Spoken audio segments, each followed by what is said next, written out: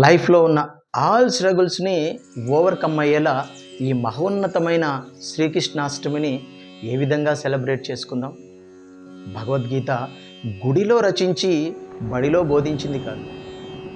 జీవితం అనే యుద్ధరంగంలో కష్టాలు, నష్టాలు, బాధలు, దుఃఖాలు, మానసిక సమస్యలు ఎదురైనప్పుడు బాధ్యత అనే విల్లుని పడవేసి ఒక్క అడుగు కూడా వేయలేను అనిపించినప్పుడు ఆ శ్రీకృష్ణ భగవాను జీవితాన్ని ఒక్కసారి గుర్తు చేసుకోండి. ప్రశాంతంగా వేణువు వాయిస్తూ దర్శనమిచ్చే కన్నయ్య జీవితమే ఒక యుద్ధం అయినప్పటికీ కూడా ఒక గొప్ప సోదరునిలా, స్నేహితుడిలా, కుమారుడిలా నమ్ముకున్న వారి కోసం అహర్నిశలు శ్రమిస్తూ కష్టాల్లో కూడా కర్తవ్యాన్ని విస్మరించలేదు. బాధల్లో కూడా బాధ్యతను మహోన్నతంగా నిర్వర్తించాడు. ప్రాణహాని ఉన్న తన పాత్రని నిర్వర్తించాడు. శ్రీకృష్ణాష్టమిని ఈ ఒక్కరోజే జరుపుకుంటే మిగతా రోజులన్నీ అష్టకష్టాలు పడవలసిందే.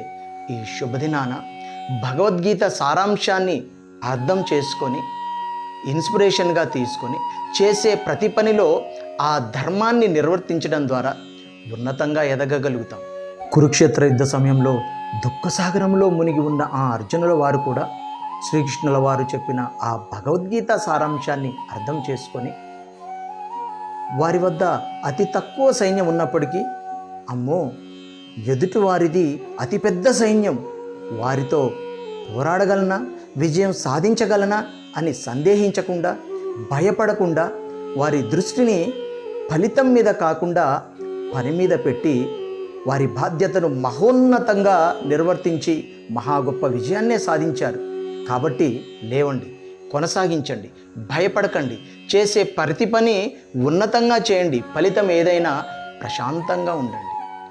తామరాకు మీద నీటి బొట్టు వలె ఉండడం వలన ఫలితం ఏదైనా సమతుల్యంగా ఉండడం సాధ్యమవుతుంది.